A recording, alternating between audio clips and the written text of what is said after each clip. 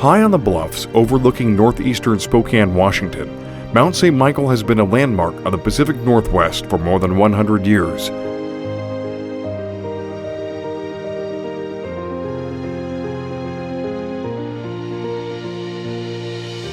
From 1916 through the early 1970s, it served as a Jesuit training grounds for candidates to the Catholic priesthood. Today, it is home to the Congregation of Mary Immaculate Queen, a group that is committed to maintaining Catholic traditions in the modern age.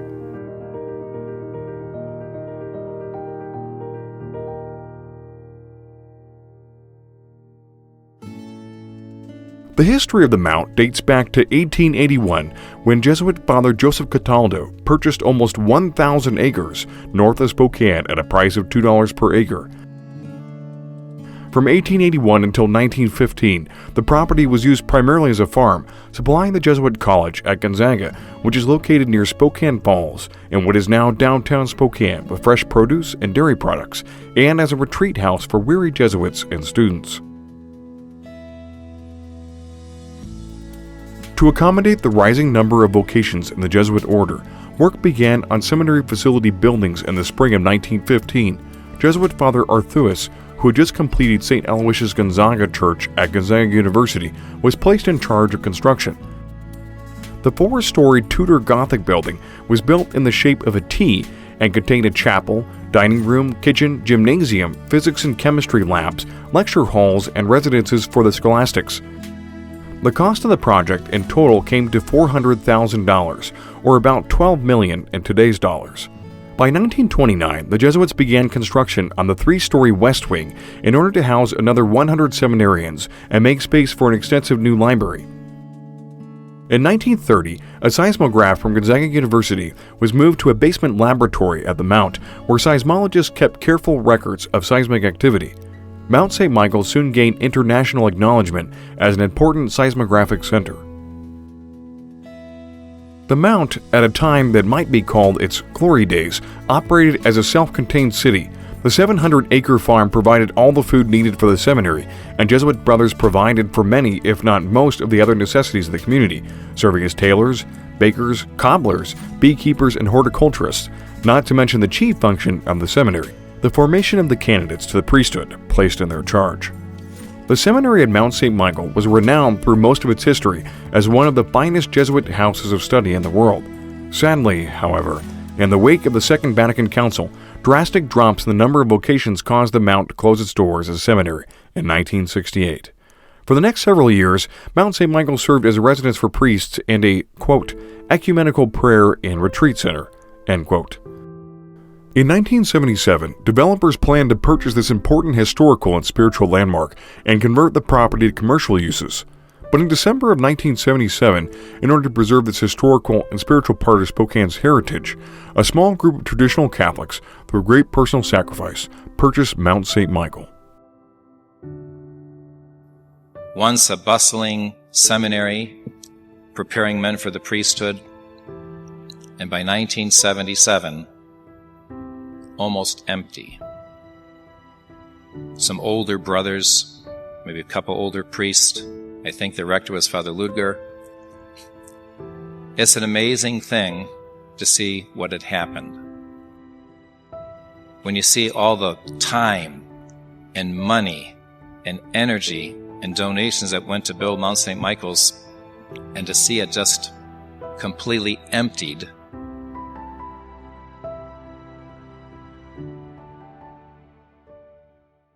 Today, Mount St. Michael continues to fulfill its mission as an educational and religious center, maintained by the priests, brothers, and sisters of the Congregation of Mary Immaculate Queen. It serves a variety of needs for Spokane area Catholics who value the traditional teachings and liturgy of their faith. The beautifully adorned main chapel on the second floor is used for the solemn celebration of the sacred liturgy and the traditional Latin rite for a growing parish. The West Wing houses a private academy for students from kindergarten through high school, as well as an extensive library that spills over into 3 auxiliary rooms, while the East Wing serves as a cloistered residence for the Marian sisters. The building also houses a religious gift shop and a mail order center where the sisters print and send out religious goods and literature. And most recently, a large room on the second floor was transformed into a museum where artifacts from the Mount's earlier days are displayed. In an age which runs after change and prizes novelty above the wisdom of experience, the Mount is a place where Catholic tradition endures. Today, Catholic Family Podcast is pleased to present a tour of Mount St. Michael, hosted by Ann-Marie Netzel.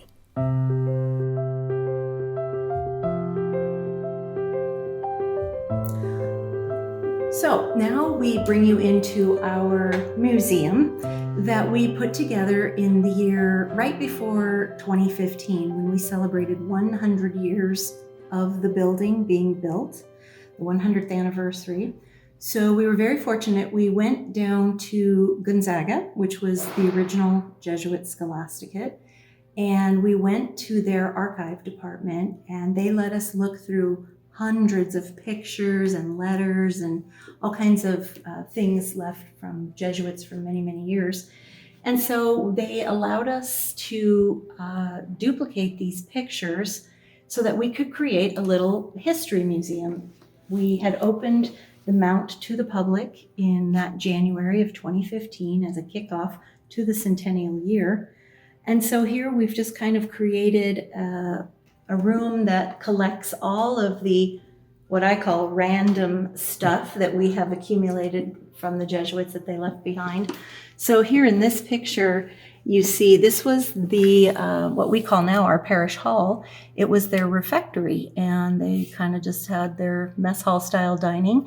They've left 3 of these large tables for us. We have many of these wooden chairs. We use them all over the building.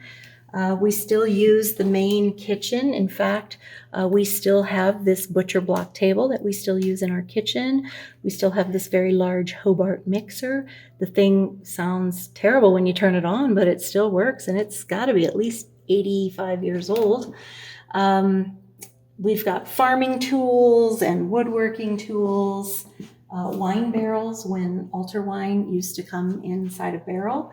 In fact, this came from a vineyard in Napa, California, Mont LaSalle Vineyards. And interestingly, the address here when it was Route 2. So very, very old wine barrels. And you can see here it says altar wine on it. And then the Jesuits built a full-size gymnasium here on the property in the late 50s. And half of it is a indoor basketball court, and the other half is an indoor Olympic-size swimming pool. And they had roll-up windows so they could access the outside. So this is just pictures of construction of the gym. We currently do use the basketball side of the gym, but we do not use the pool side. Unfortunately, we just cannot afford the maintenance or the liability insurance of having a swimming pool. However, the local fire department requires us to keep water in it because it's 110,000 gallons of ready water in case of a fire. So there you go. Here we have other pictures of construction. So if you were to orientate yourself, this is Spokane out here. The building was built originally in the shape of a cross. So the long hallway part of the building that faces Spokane, and then the part of the chapel that comes this way. There was steel used, and then this was all poured with concrete. All of the beams, the columns, the floors, the walls, the foundation of the building is all poured concrete, an amazing amount of concrete. So here is now somewhat finished, the original building. This is the chapel. You can see there are no stained glass windows there. I believe the Jesuits just had glass until they raised the money to put in the stained glass. So this picture up here, you can see the original building. It's kind of before any vegetation was planted. They were up here on a bluff. And the building originally is a basement and 4 floors. And then many years later, about 10 years later, they added on this, which is the west wing. So these are the library windows, which we were just at. And then this is the first floor. And this here, the basement part they used it as a boarding facility, and we still use that as a boarding facility as well. You can see a nice big huge pile of bricks here.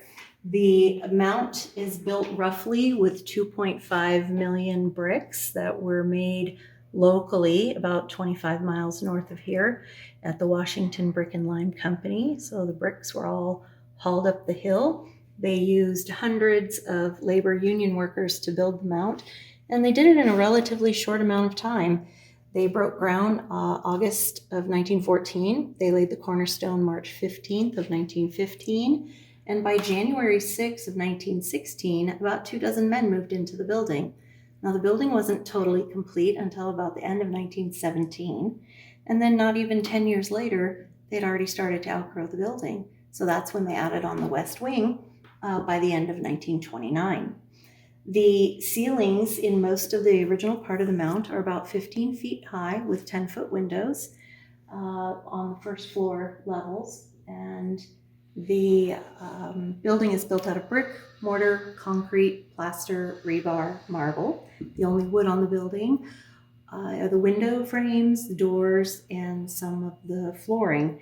This was done purposely for insurance purposes. Following the Great Spokane Fire of 1889, it wiped out the whole brand new city of Spokane. Nobody was allowed to rebuild with wood. So Jesuits thought, hey, we'll build a building. It's not going to burn down. And you know what? It's not fire that we're so much afraid of, as is water. Water is a big cross for us here in this building. And so I don't think much of the building would burn down. Probably it's some of its contents, but fire is really not the enemy, it's water. The Jesuits actually hand dug the well. They had surveyed the property back in 1881 when they purchased it. Father Cataldo purchased this 1,000 acres here on the bluff from the Pacific Railroad in 1881.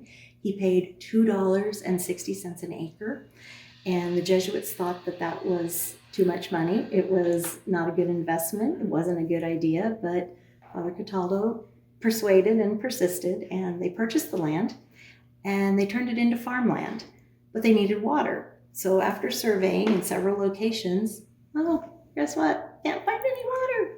So they actually went about 1.5 miles down the bottom of the hill, and they found a source. So they hand dug the well. It's 165 feet, taps into the main aquifer, and ingeniously the Jesuits devised a system that pumps water up the hill and then sits here in a cistern at the top of the hill. The cistern then feeds water to the building, and that's how we still get our water today. So very, very smart. How did they haul all of the materials up this hill during construction? So Father Paul Arthius was the Jesuit in charge of construction, and he built a 1,110-foot rail system up the front of this bluff. And it had an engine and 2 cars, and it could haul 6 tons of material up and down the hill, and that's how they got it all up here. Is there a picture? So I don't have a direct picture of the actual rail system, but I do have one picture that kind of proves it. If you walked out the main front doors of the mount and walked to the edge of the bluff, you would hit this rock. And this picture was taken during construction, but you can see the train trestle here in the background. And that is really my only proof, other than what I've read in the actual written documents. Because of course, they didn't have cell phones back then. There was nobody snapping pictures all day long. But that is some of our proof of that. We also have a nice variety of pictures of life here at the Mount back in the day. So we currently still have this parking lot in this same configuration. The Jesuits would freeze it over in the wintertime, and they would ice skate.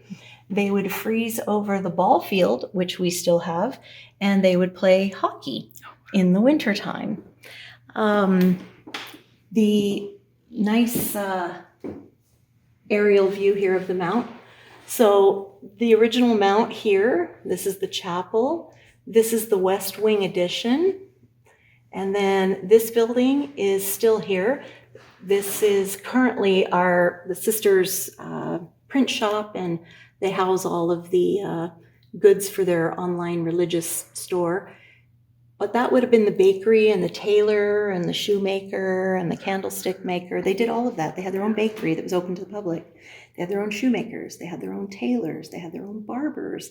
They made their own beeswax candles. They had their own wood carpentry shop. They had their own glass cutting shop.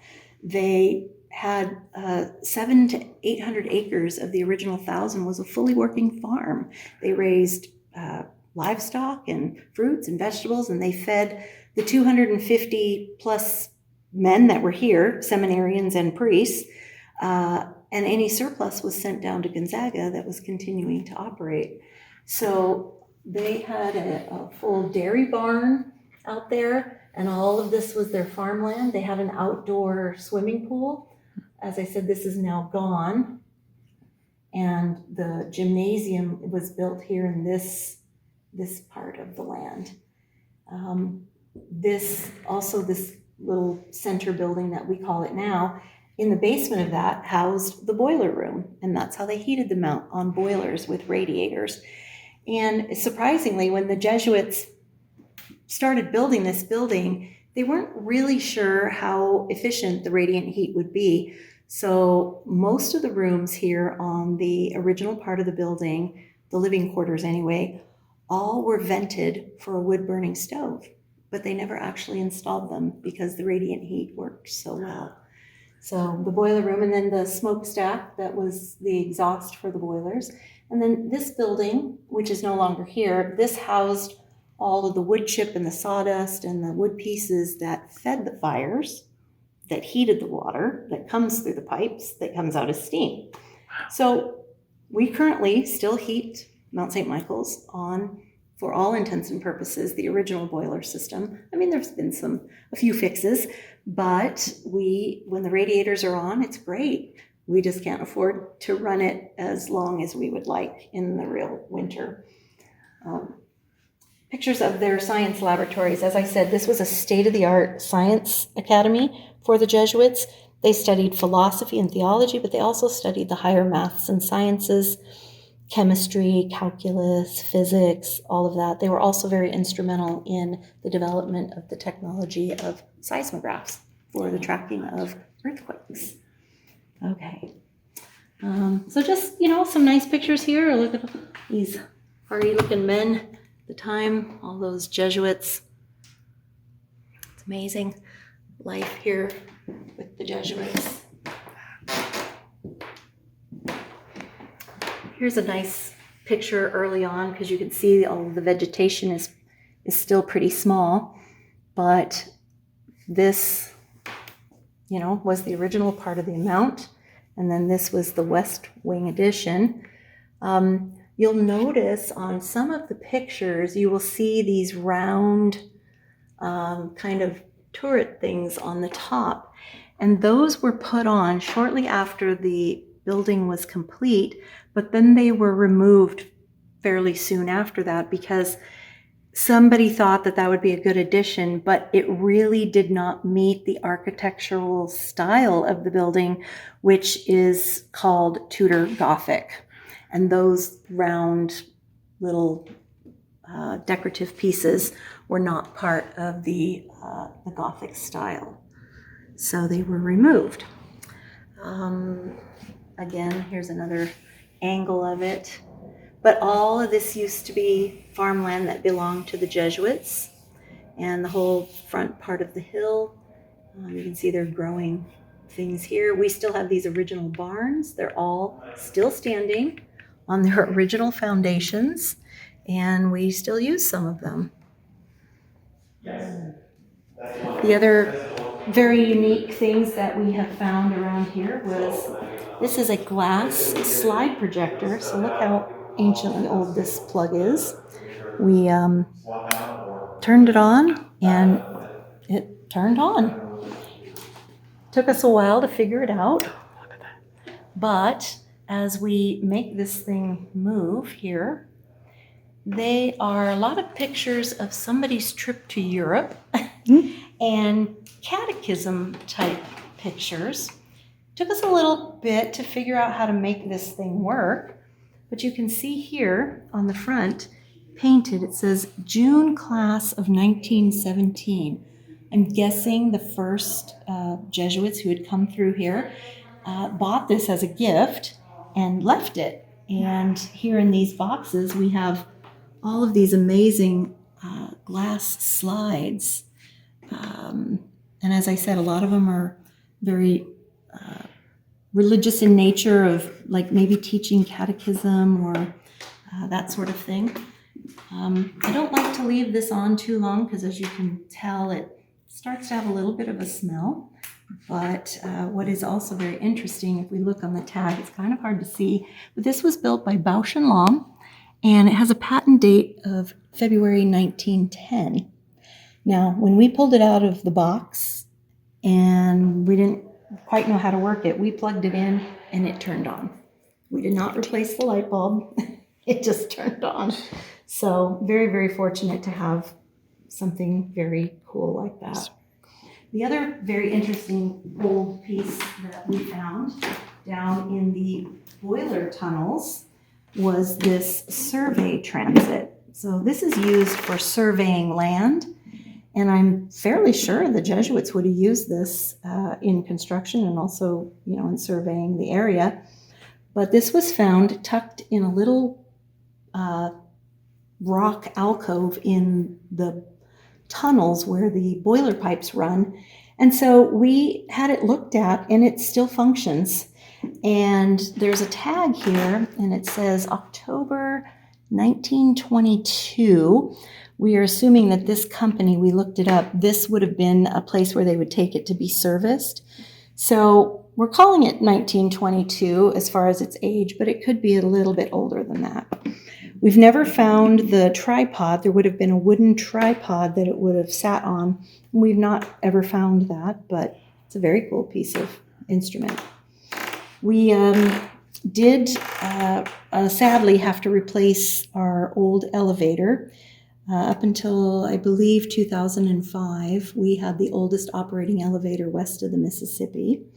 But then it died, so we kept the capacity sign, we kept the call box. I think we did keep a few of the very, very heavy magnetic weights that ran the elevator system. Kind of cool. Never got to ride in it, but we had to replace with a modern elevator. Here's another picture. This is later. This is much later. We're guessing this is somewhere in the 50s, just based on haircuts and glasses.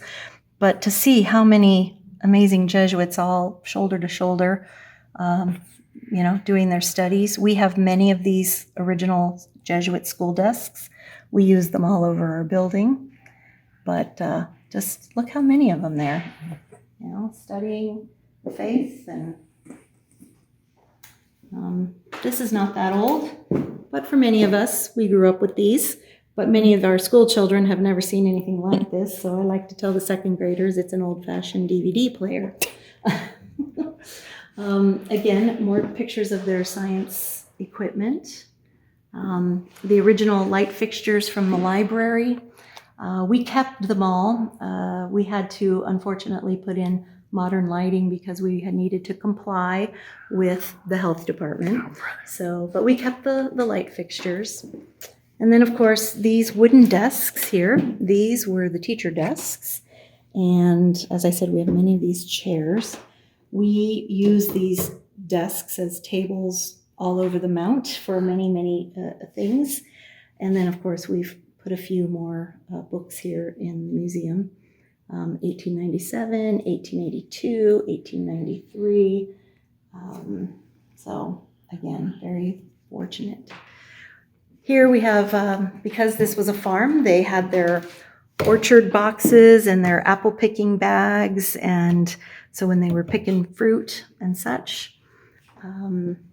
Waste paper baskets. Believe it or not, we use these still in our building. We just put bags in them. The Jesuits had school bells, and in fact, there are 4 of them. These 2 have died in recent years, and we've replaced them with modern bells. However, the bells over the years, I'm not quite sure how the Jesuits operated them, but our school bells for many, many, many years were tied to a sprinkler timer box. And then when that became too much of a trouble, we have upgraded, and I can now control the 200-year-old bells and the 2 modern bells with a USB cable that is attached to my computer. So that's pretty cool. Every Jesuit had a typewriter. We have a picture here of what their personal living quarters looked like. It was very modest. So they would have one of these tables that we just showed you and a wooden chair, a very simple bed, a typewriter. They would have their personal prie-dieu, which is a little kneeler that they would kneel on for their prayers. And there would be most likely a crucifix that they would have received when they took maybe their first vows, and some other type of religious art that hung in their room.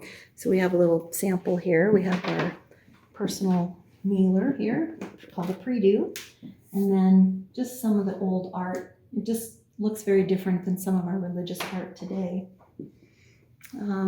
Over here, I want to direct your attention to this painting here on the wall. So this painting has been hanging in this building for 100 years. The date on the painting is 1910, so it is very old. And the Jesuits left it. It was hanging between the 3rd and 4th floor stairwell, which is now our convent side of the building. And when we were setting up this museum, Reverend Mother felt it important that this should come into the museum because it's very important, the scene in the picture. When the Jesuits were first founded, there was 7 of them. And of the 7, only one was fully ordained to the priesthood at the time, and his name was Father Peter Faber. And this is St. Ignatius here in the front with his hands out, and the piece of paper on the step represents the Jesuit rule and their first set of vows. And this scene took place on August 15th of 1534 in the chapel of St. Denis in Montmartre, France. Had not this event taken place, there would have been no Jesuits. There would have been no Jesuit institutions, churches, universities, schools, any of it. So fortunately, to the credit of St. Ignatius and his companions, they put themselves in service to the Holy Father and were sent out as missionaries to catechize and bring people to the faith. Here in this cabinet, I call this our eclectic collection of stuff that we have literally found buried in the dirt, found in a closet or in a barn, you name it, from woodworking tools, kitchen tools, old skeleton keys. All the doors of the mount still have the original skeleton keyhole, and some of them still work. Silverware, marble, again, more little religious statues and crucifixes that would have been in bedrooms, a bunch of beeswax candles. So it's just kind of a unique picture in time of some of the things that they had to use and work with. And what was truly amazing when the Jesuits were here is they did not have to leave the property because they were completely self-sufficient. As I said, they had tailors and barbers and shoemakers, and they had their own food. There was a Jesuit brother who arrived in Spokane in 1930. He got off the train in a little part of town here called Hilliard. It's about 2.5 miles down the road. He walked up the hill in 1930, and he did not set foot off the property until 1968 when the Jesuits left here. He didn't have to. He had everything here. Pretty amazing. We wanted to create a little history presentation, not only for our school students, but for the public when we had an open house. And so between the canoe and what we call our non-digital interactive map, we have our 2 little Jesuits here, Father de Smet and Father Caranua. They are the ones who set up 9 missions from Montana to the west side of the state of Washington. And one of those missions was St. Michael's Mission, and it was established in 1866. And so these 2 Jesuits came along. They catechized the Native American Indians, they baptized them, they opened up churches all over. And so we've displayed the 9 missions, a little history about each of them, plotted them out on the map. But these are our two little Jesuits here traveling along the Clark Fork River in a canoe and just trying to express to the children how treacherous a journey that would have been in the 1800s. You know, there was no cars or buses or trains that nature coming this way. So they traveled by the river and they set up these wonderful missions.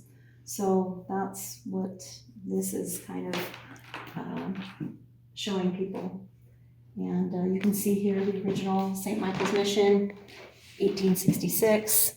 It does not sit here on our property. The Jesuits moved it, and it never sat here on this property. It was just a little bit north of here, but they moved it to a part of town now, and it sits as a historical site. And of course, the very popular mission that many, many school children go to is the Cataldo mission, as it's lovingly named, after Father Cataldo, who is the one who lived up here on this bluff with the Native American Indians. He had to have it. That's when he went to the superiors and said, we need to buy it. And then he went back to Europe and he traveled all over and he gathered up lots of Jesuits and told them, you've got to come to the Pacific Northwest. There's so much to do. And so he was very instrumental in bringing many Jesuits to the area. And the Jesuits were very influential, and they did establish themselves here and, you know, take care of converting and catechizing and baptizing many to the Catholic faith. I'm down to about 15% on my phone. Okay. One last cool thing here is the Jesuits on the roof of this building had a ham radio, and they could call Rome with their ham radio. Now, this is just a remnant piece. This piece down here is something probably from the 50s, but we have a nice picture of what the setup looked like. And the fact that they could call from Spokane, Washington to Rome, Italy is quite amazing. We actually still have the antenna on the roof of the building, and we get asked quite frequently, actually, are we ham radio operators? And we are not, but the antenna is still there. So that is a very, very special thing to think about that we had. So anyway, this is our museum. Oh, one last thing. I want to show you what the chapel originally looked like. Since I told you the chapel doesn't look anything like it did, but this is how the chapel looked. So you can see the globes on the lights. You can see the dark wood pews. And the communion rail was different, obviously. They took that out. And so it was very modest and very simple, but very, very beautiful. And then in the wintertime, Mount St. Michael's is beautiful when it snows up here. And then again, another very awesome picture of how many Jesuits were here and all of the just strong Catholic men wanting to give their life to God.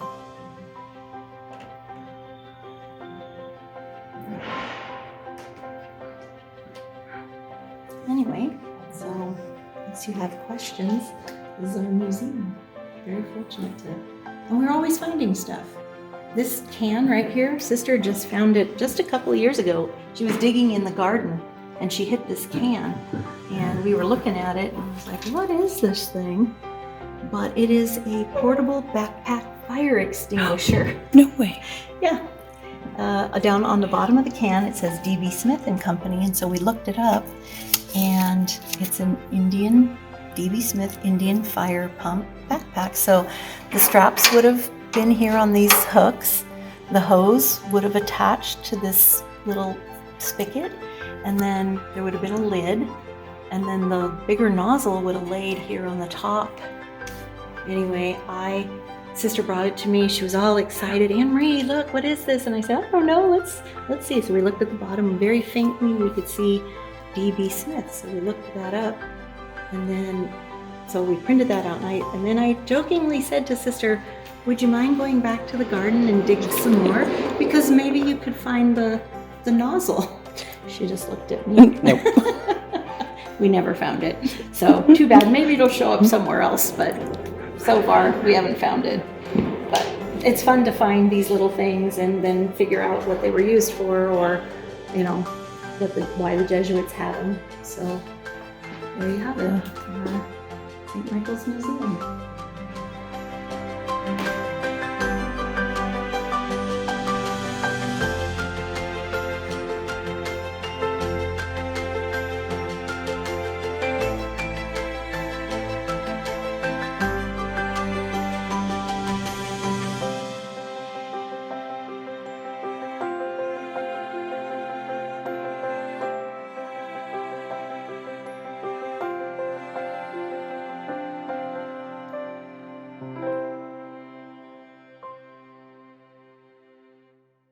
Okay, I know this seems rather odd to bring you into the public bathroom of Mount St. Michael's, but there is an interesting story here.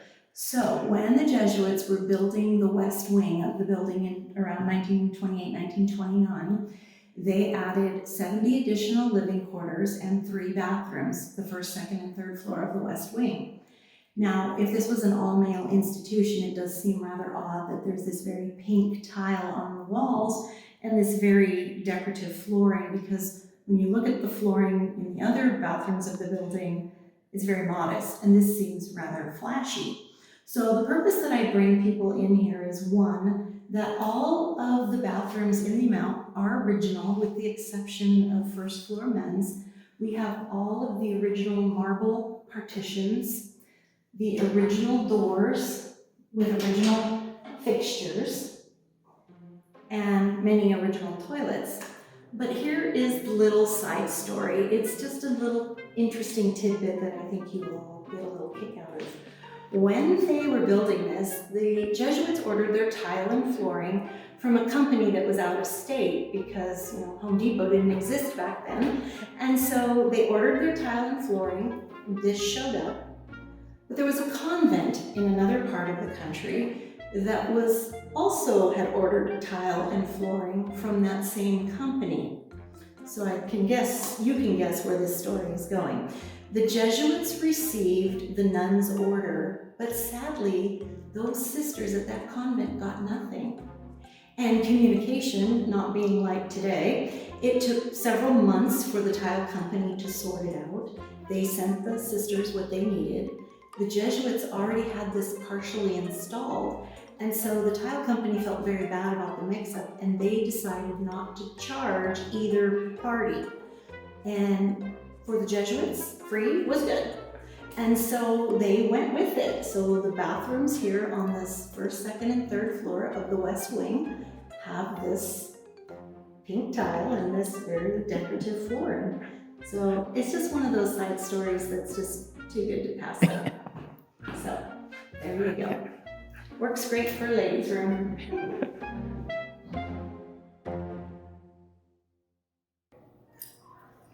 Okay, so now we're going to go into the library, but I just want to explain a little bit. When the Jesuits were here, the original part of the building ended, and it was the library on the first floor.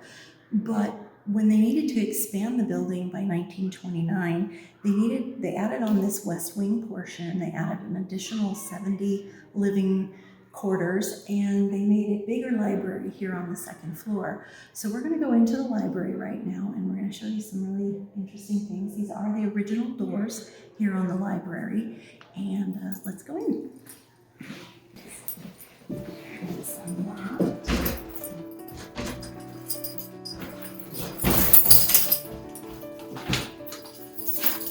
Oh goodness. Okay. So when the Jesuits were here, this library was considered the finest philosophical and theological library around at the time. It housed roughly over 75,000 books, and from Bibles and hymnals and missals and rubrics, the Roman rituals, breviaries, spiritual reading of every kind, secular reading of every kind, books in every academic subject, books in every language, reference materials, encyclopedias, pamphlets, leaflets, brochures. We owned every National Geographic ever printed times 3. We have gotten rid of 2 sets. We have sold off books and things over the years to help pay for some newer things here in the library, especially for the school-age children. This was not a library for an elementary school. And so over the years, people have donated books, or we've picked them up at library sales or a variety of places so that we could have a really fun and appropriate school-age library. Now, these beautiful cabinets that you see here were built by the Jesuits, and they were used in their science laboratories. And then somewhere along the line, the Jesuits moved them here into the library. When the Jesuits left here, they took a lot of things from the building. It was theirs to take, but they also left a lot of things, and many were books. We estimate that the Jesuits took with them roughly 40,000 books, roughly leaving us 35,000 books, but we don't really know an exact number because there was no card catalog system in place, and books were stacked up in boxes. And so over the years, we've had many librarians come through, and they have spent time cataloging, categorizing, sorting books. And so we're very fortunate to have such a magnificent library for such a small school. The school children are able to come into the library 1 day a week with the librarian, but the teachers, the sisters, and the priests all have access to the library at any time, so they can come in if they need to on another day. The library is rather chilly, especially even like right now, we're in October. It's a little chilly in here, but in the winter, it can get very cold in here to the point that you can see your breath when you breathe. And then quite the opposite in the summer. The space is just too large for us to spend the money to heat it, which is sad, but it is the nature of an old building. I would like to show you what's here behind this wall that you see, behind this beautiful crucifix. There is a 3-story space called the back stacks, and it is racks and racks and racks of more books. So I'm gonna let you take a little sneak peek back here. And many people who come here to the library love it, and they want to live here in the library. So again, these are original doors, and we also have a lot of the original bookshelving that the Jesuits built and have left here. So you can see just the wide variety of books. I'm not going to take you to the 2nd and 3rd floor because it looks very much like this. It's just, again, 2 more floors up of racks and racks of books. And the current librarian we have now, Mrs. Morgan, she really has done a great job, and we get student volunteers or parent volunteers to come in and help. You can see all of our many National Geographics and just old encyclopedias, whether they are secular or Catholic, dictionaries, all kinds of things that priests would need for reference materials, some very old encyclopedias. Some of these are very old.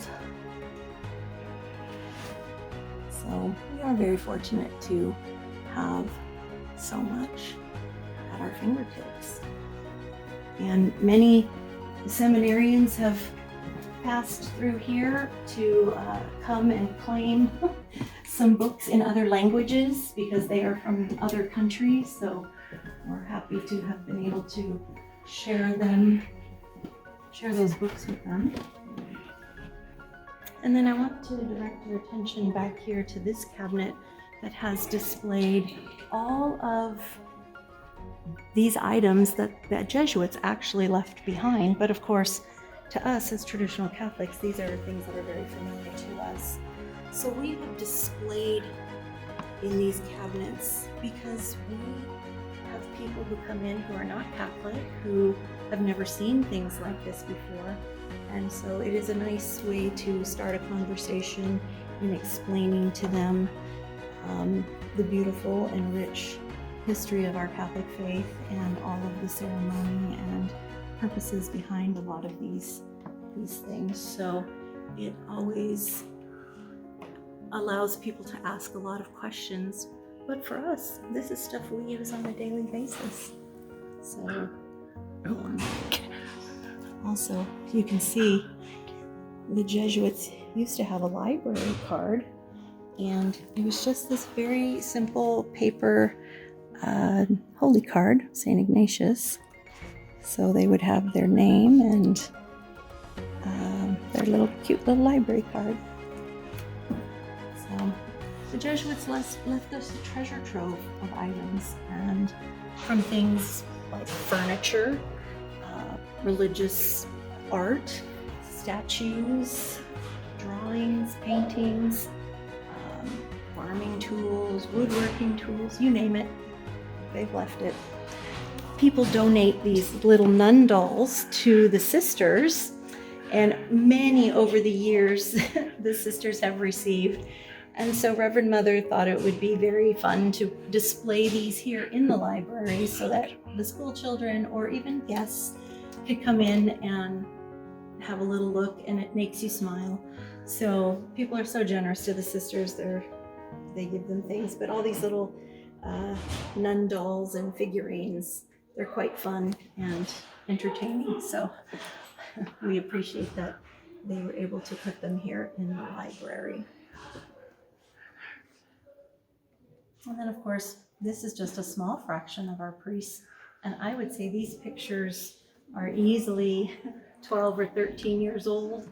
I think it's time for us to update.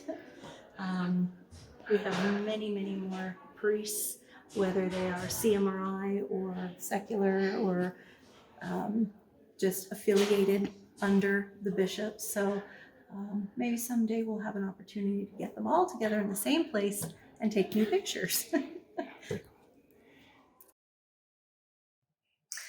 So now we're about ready to go into the chapel, but I want to tell you a little bit about the chapel before we go in.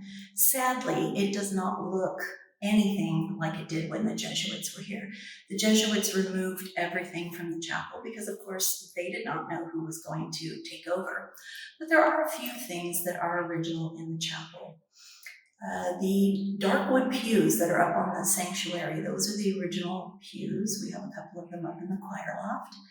There is one piece of the altar that survived because when the Jesuits left, they removed their altars, the communion rail, the pews, they removed the pipe organ. But there is one piece of the altar that survived, and it's called the frontispiece, and it's the bas-relief of the Last Supper. And when this altar was brought in, that frontispiece was purchased by a parishioner down in the district here of the antique district of Spokane. They saw that piece and they knew what it was, and they bought it and they brought it back here. The light fixtures that hang from the ceiling, not the globes that we'll see, but there are 4 original globes still hanging in the choir loft, and we'll take a look at those when we go inside. Now, this chapel underwent a major renovation between 1989 and 1991. There was a large orphanage out of Superior, Wisconsin called St. Joseph's. And that orphanage had been opened since the early 1900s, a little bit before the mount was built. And that was now closed, and they were going to take a wrecking ball to it, and they were going to destroy everything, the altars and the statuary. So somebody there called the sisters here and said, hey, if you want the stuff, come and get it. So 4 of our sisters and 2 religious brothers went to Wisconsin, and they had to chisel and crowbar the stuff off the walls themselves. They had to go beg for materials to build crates, and then they had to beg a trucking company to ship it all back here.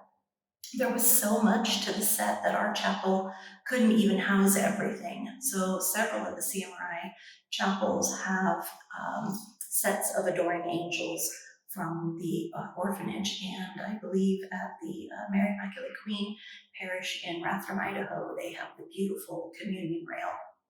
So the interesting part about that story was the bishop who opened that orphanage, his policy was every time an orphan child was brought in, he added another statue or image of an angel and told the child, that's your angel. So every single one of the angels in our chapel, starting with the 2 large ones we'll see here on the outside of the doors, represents these orphan children. Now the providential part of the story. That bishop, already an older man, gets transferred and becomes the first bishop of Spokane. And he blesses the cornerstone of this building in 1915. And then, whatever the math is, some 70 plus years later, we end up with everything from his orphanage here in this chapel. So we don't look at that as luck. We absolutely believe that that is divine providence. Our chapel houses over 85 statues and images of angels, from the smallest little chair face about the size of a 50-cent piece to the large angels that hang between the windows and on the sanctuary walls. And all of those angels represent these children. There are over 54 statues and images of angels on the main altar and sanctuary, from the tiny little angel faces with the little wings called cookies to the large angels. So I've been distracted many times counting the angels, but they are there. Anyway, we are going to go in. Also, I want to tell you a little bit about the stained glass windows. The stained glass windows were hand-drawn and designed by the seminary students who lived here. Those drawings were then sent to New York, where craftsmen had come over from Germany after the Second World War, handcrafted the windows, shipped them back here in pieces, and they were installed between 1947 and 1951.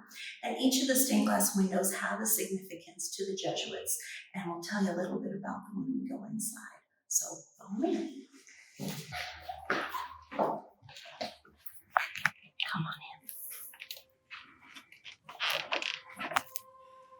Okay, I'm gonna turn on the lights here. So if you'll step forward.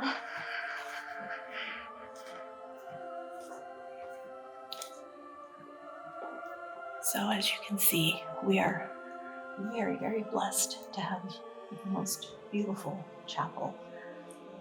Everything you see up in the main sanctuary, starting with the main altar, the two side altars, the two large reliefs behind the side altars, the two little reliefs on the back walls, all of the angels, all of the cherubs, all of that came from the orphanage. Now, the crucifix and the two large statues, Blessed Mother and St. John, those did not come from the orphanage. I believe they've been here roughly 25 years or so, donated by a priest's family. Now, the piece of the Last Supper that you see there on the main altar, that bas-relief, that again was from the original Jesuit altar. The darkwood pews that you see on the sanctuary, that is what used to be here. There is hardwood floor under this carpet, but you have to realize this was not a public parish when the Jesuits were here. So when this became a public parish, they carpeted over just because of the sound. Okay, the light fixtures that hang from the ceiling. So the chains are original. These globes are not. However, these globes are many, many years old. If we step forward a little bit and turn around to the choir loft, we will see the four remaining original glass globes that used to hang here in the chapel. So these angels here that hang on the choir loft, the holy water font angels, the angels that hang between the windows, again, all of this came from the orphanage. Now I want to talk to you a little bit about the stained glass windows. So we know that the stained glass windows tell a story. They have much religious significance and symbolism to them. And again, these windows were important to the Jesuits. So this first window here, this is St. Alphonsus Rodriguez. He was a Jesuit brother. He's a very humble and devout man. He was the porter, so he would answer the door, ring the bell. But the interesting thing about the window, there's a table right behind him in the center frame. It has coins on the table. Well, those coins have no religious significance or symbolism whatsoever. The seminary students who drew the pictures thought it would be funny to draw the coins into the picture so that when the superior was proofing the pictures, it was a reminder to him to pay the bill for the windows. So they all had a great laugh, but they forgot to erase the coins from the picture. So there you have it. Okay, The next window, Saint Therese of Lisieux, Saint Therese the Little Flower as we know her. Very common, very popular saint, lots of pictures and statues and holy cards and drawings of her, but you will never see her pictured like this anywhere else. This is one of a kind. It is the Aurora Borealis in the background, the Alaska tundra, Eskimo on the left, Jesuit on the right. Well, why did they picture her like this? Well, at the time in the 40s, when they were drawing these pictures, the Pope at the time had just declared Saint Therese the patroness of missionaries. Well, the Jesuits were also missionaries, and while they were here in Spokane, the bishop would go out there periodically and minister to the Eskimo people. So they thought it very fitting to put a window in her honor, and they depict her in this very beautiful setting. The sun isn't too bright right now, but when it's really bright, that window just lights up.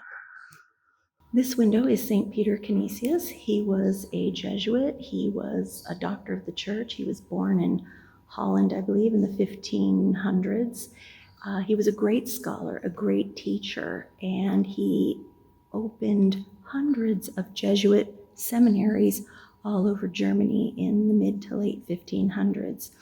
So they put a window in his honor here because the Jesuits regarded this place as their spiritual house of learning.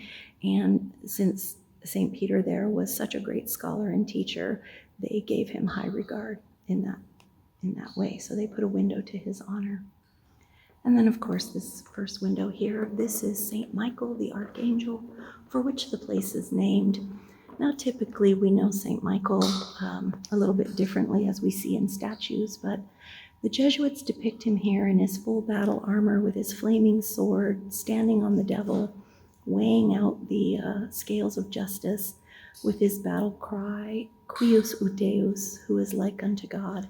St. Michael is our protector and defender, and he helps keep us from the snares and the temptations of the devil. And so when this group moved in here, they decided to honor St. Michael, and we have kept the name ever since, Mount St. Michael's.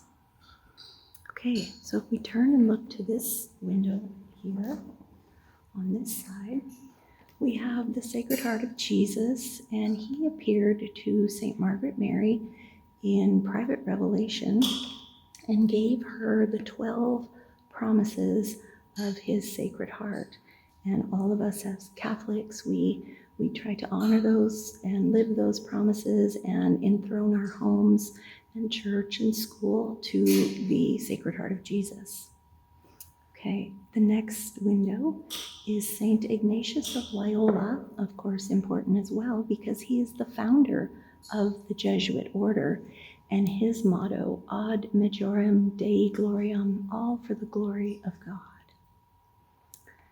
And then the next window, we as Catholics know that Our Lady has many titles. We have many different images that we know her by, and this particular image the Jesuits just loved, and they made her patroness of their order, and they titled her Queen of the Society of Jesus.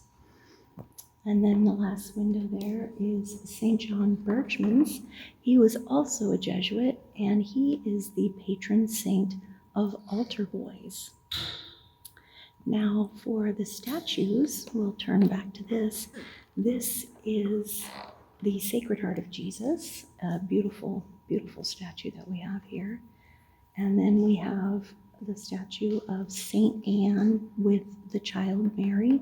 So Saint Anne is Jesus's grandmother.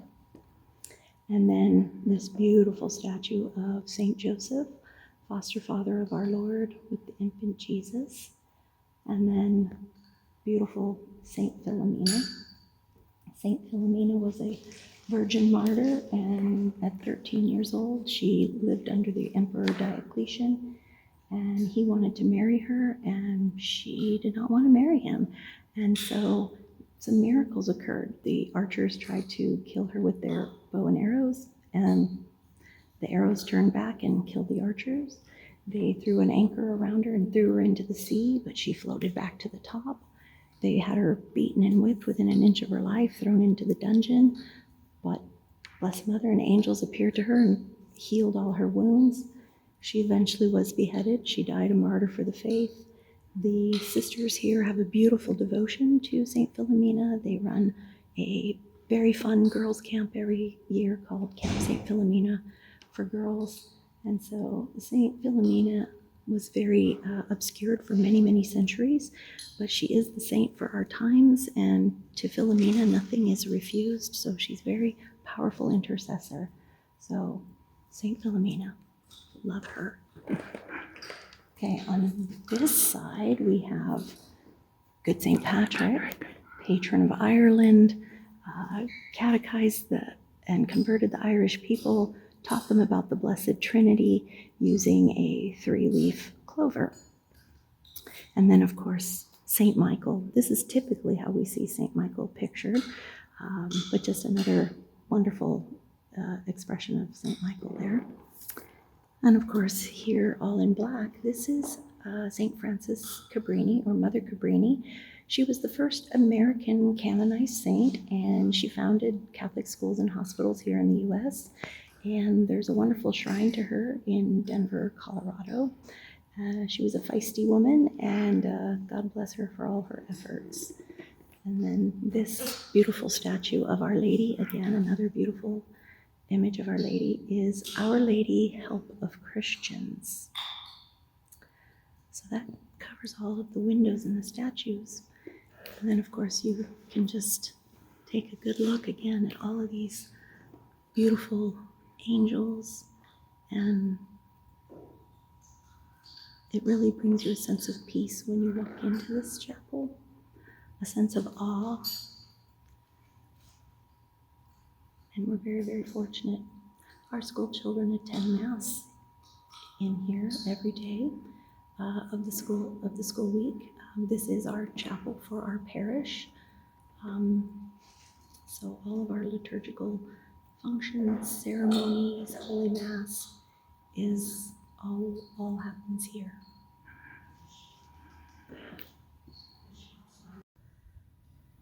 So I want to comment about the flowers that you see here and this beautiful statue of Our Lady of Fatima, the Immaculate Heart of Mary. Because we are in the month of October, which is dedicated to Our Lady and to the month of the Holy Rosary, Our Lady of Fatima's day was on October the 13th, and we had a large Fatima conference here. And so every October, we honor Our Lady in a rosary procession on the 13th of October, and we shower her with all of these beautiful flowers that all of the sodality groups come and bring, and we have a wonderful procession in Our Lady's honor. And so this shrine will sit here through the end of the month of October. So you wouldn't normally see this most amazing display of flowers on a regular basis. But the flowers that are here in the chapel and that are put at each of the shrines are handled by a wonderful guild of people who very lovingly and painstakingly take care of changing out the altar flowers, the flowers on each of the shrines, and they do a very amazing job in coordinating all of the colors of the flowers based on the liturgical season. And so, whether it's Christmas, it's going to be a bunch of poinsettias. At Easter, it will be beautiful Easter lilies. So based on the different the seasons, the regular seasons, but also the liturgical seasons, the Flower Guild does a beautiful job in coordinating all the flowers that are put at each of these shrines, including the live flowers that are put onto the altar on a weekly basis. So we're very fortunate to have such a great guild of people who take care of it, as well as the people who clean the chapel and people who make the hosts and people who amend the vestments or the altar linens, clean the altar linens. So we have a really amazing guild, a bunch of guilds that do these different things. And so we're fortunate and thankful for all of those volunteers who do that. How important it is, my dear friends in Christ, that as our Blessed Mother has given us this beautiful facility here, that we utilize that facility to its maximum capacity and to its best ability. Our children get truly a Catholic education, and that this facility become a headquarters for the spread of the faith around the world. And with our Blessed Mother's intercession and the protection of St. Michael, may all of us persevere. In the Gospel of St. Matthew, chapter 24, Jesus talks about these times. And the very conclusion, the very last thing Jesus says, when he mentions how bad things are going to get, he says, "He who perseveres to the end, he shall be saved." We thank our Blessed Mother, we thank Almighty God, we thank St. Michael, and we ask our Blessed Mother's intercession and the intercession of St. Michael to continue to watch over Mount St. Michael's, over the parish, over our religious priests and sisters, and over our laity, and especially our youth, that we will not succumb to the snares and deceits of Satan. Let us thank God for all his many blessings, and especially for this beautiful facility, and let us ask Almighty God in his mercy to have pity on us and help us to truly use this facility for the reason that Almighty God gave it to us, for his greater honor and glory and the salvation of souls. In the name of the Father, and of the Son, and of the Holy Ghost. Amen.